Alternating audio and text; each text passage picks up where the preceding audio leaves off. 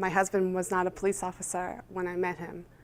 And we went through a lot together because I saw him go through the police academy, and he loved doing what he did. He just loved his jobs. He was so excited to become a police officer and follow in his father's footsteps. He was in the Air Force for 7 years, and he also worked for Customs and Immigration. I think he was just that type of man who always loved his country and loved helping other people. And I said he always wore a uniform. He was always a man in blue. They assigned him to perimeter security. To me, I just remember that whole time being a blur. And I said, it's funny because I feel like I never saw my husband until my son was born the following March, because pretty much he was there all the time until Garrett was born the following March. He came home and he told me stories about what he saw, but a lot of it, in the beginning, he was very quiet about. It changed him, definitely changed him. And I said to him one day, I said, Rob, how do you think that this has changed you? Because I see that you're okay talking about certain things and other things you don't really want to talk about. He said, well, as far as like the police department, he said, I see a big change in the way people respect us and what we do. He said, before I think a lot of people took their security for granted. And he said, that's not the case anymore. People look at us with respect again now. I said, it's a shame that something like this had to change the way people feel about the police department, and what a great job they did, and you know, did before and still continue to do. But I know a lot of things he couldn't talk about, but some of the things he did talk about was said so many people were in there helping, and he was so proud of his contribution to help the people that were still there that needed help. And he just had this way with people that would comfort them, and he would look at you and you knew that he really cared about what you were saying to him, that he would help you and take an interest. Do you consider your husband a hero? You know what, I tell the kid, I use that word for the kids because I think to the kids it's a little uplifting. To me, I kind of say it, but I know my husband loved his job. And up until the end, he said, Greta, I just want to get better so I can go back to work. That was what kept him going. He loved his job. Like, to me, that's not being a hero. You know, like people said to me, oh, you took such great care of him, this and that. And I'm like, what? Like, why would I do any different? Like, I feel like it's almost like the same kind of thing. Why would he do different? He loved his job. I don't know if that's really being a hero. I know a lot of 9/11 responders really don't like the word. They can't even look at images of the towers because of post-traumatic stress. I think a lot of them feel the same way. They were just doing their job. And you know what? They were proud to be there. It was a moment where everybody ran in, helped, and they were proud there was camaraderie. They were proud to be a part of something where they were helping as best they could. I will never forget the people that died that day. I'll never forget all of the people who have died since. I know many of them personally. I know their stories. I know their children. I know their parents. I know their spouses. They were very, very special people. Very special. Not just people who went through life saying, oh, whatever. You know, these are people that really cared.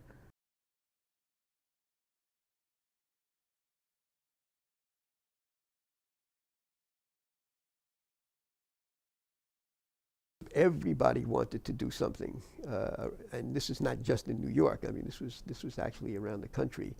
The setup down at St. Paul's Chapel worked out very well for us. There was an actual pew that was George Washington's pew. That was his private pew where he was inaugurated and prayed. And it was a blocked off area at the side of the chapel. And we actually converted that into a podiatry office. We put in treatment chairs. We had a big shelf around with all kinds of medications, injectables, anything that was needed. Everything that we used was actually donated by the college and by supply houses, medical supply houses. Shoe companies were sending in boots and socks, and anything we needed, we could just send out an inquiry, and people were just willing to donate anything. The chapel itself, the atmosphere was emotional but uplifting. It was just something where you became a family. And there were banners. Kids' schools were sending in banners.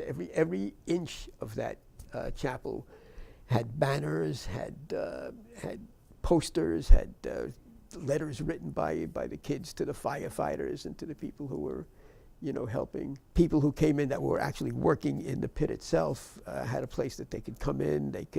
They actually had cots set up all around the periphery of the chapel. They could rest for as long as it was necessary. They would get up and pretty much go back out again. There was an upstairs balcony area which we used for all the supplies that were being sent in and donated. And there were musicians, actual musicians that came in and pretty much all day long would actually be in the other side of the chapel, just playing soothing music, constantly. And they were also, volunteers from Lincoln Center and from other, private groups. I had podiatrists that volunteered coming in from California, from states out west. They would pay their own way. They would fly in. They would take either hotels or stay with people, but everything was on their own.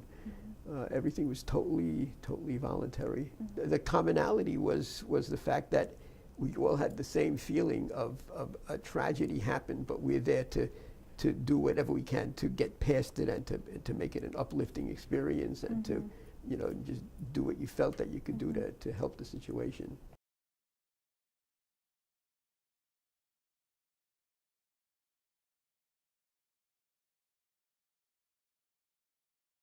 I was at work at Brookhaven National Laboratory.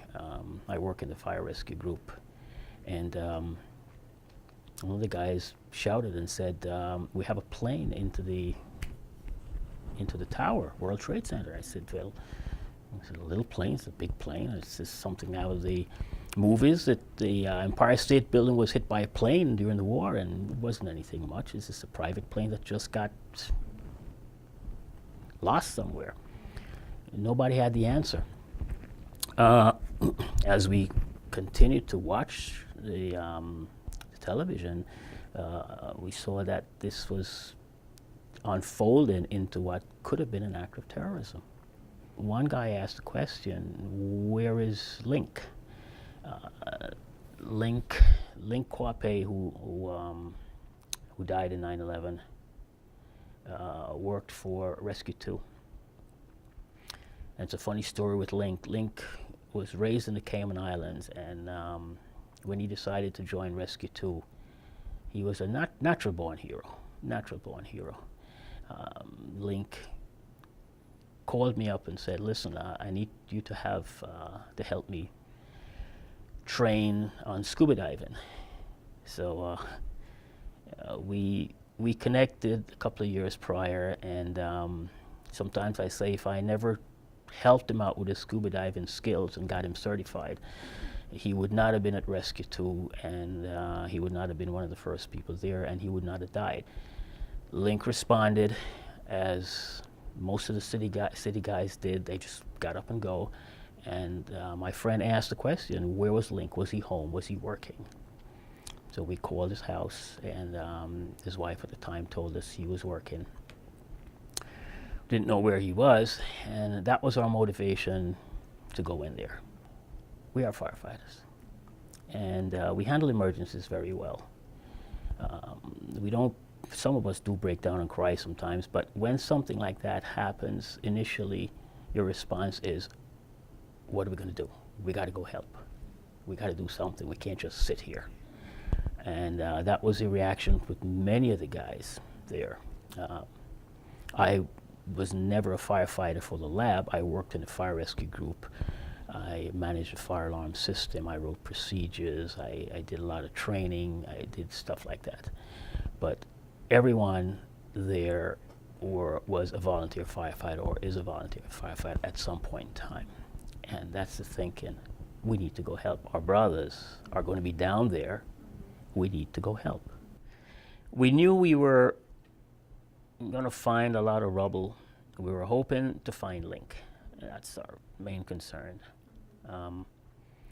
We didn't know what the place looked like. We didn't know the devastation. We had no idea. We didn't know if there were barriers that would prevent us from going in. We had a goal, we had a purpose. So we went down and we got there sometime in the afternoon. As we got closer and closer to the actual site, everything went from green street signs, red billboards, and everything just got gray. And it was gray, we realized later on, from the dust that settled. Watching it on TV afterwards, you see the cloud of dust as the buildings come down. The cloud just was immense. Nothing was colored anymore. Everything was just gray. And as we approached the scene, there was a lot of lights. The whole place was lit up. And where we expected to see 2 tall buildings, we just saw a skeleton. How could this happen? The most powerful nation in the world, how could this happen? Why would anyone want to do this? Why would anyone want to bring a giant to its knees and prove a point by killing innocent people?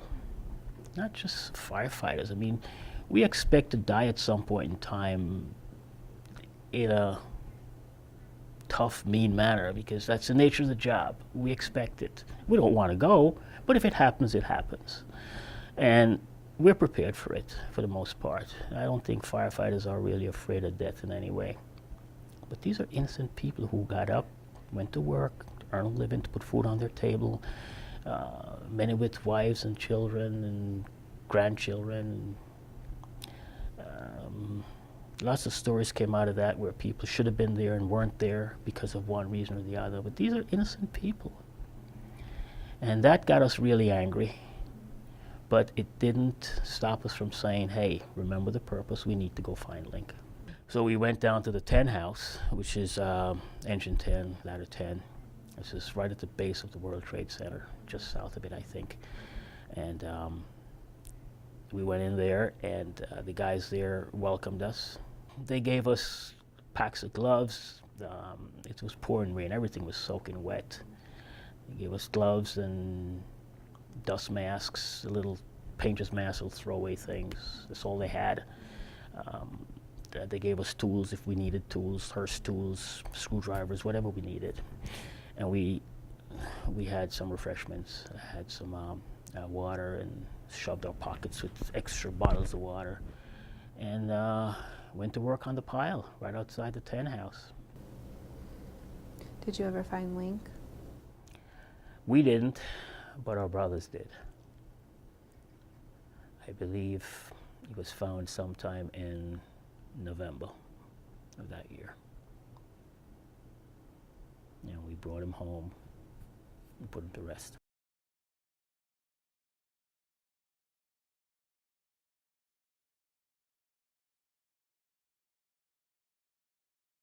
I could not believe it. When we first, when we got in there, we saw police everywhere. There, it looked like a ghost town though for people-wise, regular civilians. It was just closed down. And I remember pulling in there, and you could see some of the smoke rising, and they had things set up. But when we got out, and the smell, I'll never forget the smell. It was just, it's hard to describe it. I'll never forget it. It was just death. You know, you realize that it was worse than what they showed you on TV. I didn't realize the whole sense of loss yet. I figured, all right, it's, I'm thinking it's the houses, the firehouses, and maybe the policemen and a lot of people from Manhattan. I didn't think of the response that they pulled everybody. And we got to this one firehouse, and we were greeted by a lot of the wives. There was only, I think, a house watch fireman there because the other guys were down. And we found out that they lost their truck and 11 guys. And the wives were just amazing. They're like, eat, they took care of us, they talked to us, they welcomed into the firehouse. The firemen weren't there, even the one guy that was the house watch guy, he was, he was there. You could see he was like numb, Neighbors started bringing flowers and putting them outside and lighting candles in front of the firehouse. What I saw of 9/11 is that the people came together. Even in my neighborhood, I saw people coming together in the country where I think I'm still chasing that. That people didn't matter anybody's race or creed or what you believed in. We came together. I mean, even one day I was, I directed traffic. I was signed to the PD, sent us out, and I was directing traffic. There was going to be a fireman's funeral. And so we closed off on the streets by Rescue One. And I had people, come up. Here I am in a sheriff's department uniform, I'm in the city, you know what I mean? Sheriff's department truck, out of the city. And people are coming up, you want water? You need a sandwich, you know what I mean? Complete strangers just trying to help out. You know what I mean? Not just because I was, but you see other people, you know what I mean? People weren't cutting everybody, it was just an amazing time that I'll never forget. The country came together, and I'm still chasing that, I'm still chasing that to this day.